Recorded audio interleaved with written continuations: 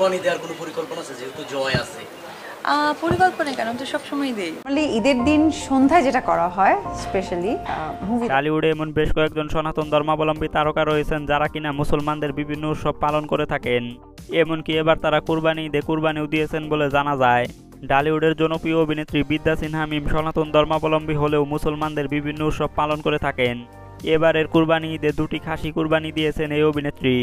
এমনকি সামাজিক যোগাযোগ মাধ্যমে কুরবানির পশুর সঙ্গে নিজের একটা ছবি শেয়ার করেছেন অভিনেত্রী। ছবির ক্যাপশনে মিম লিখেছেন, ঈদ মানে আনন্দ, ঈদ মানে খুশি।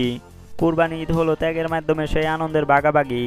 প্রতিবারের মতো এবারও আমার পরিবারে যারা আমার কাজে সহায়তা করে তাদের জন্য থাকছে ঈদের আয়োজন। আমার শাশুড়ি, আমার হাজবেন্ড, মা, বাবা সবাই একসাথে। অন্যদিকে অভিনেতা বাপ্পি চৌধুরী একটি খাসি কুরবানি দিয়েছেন।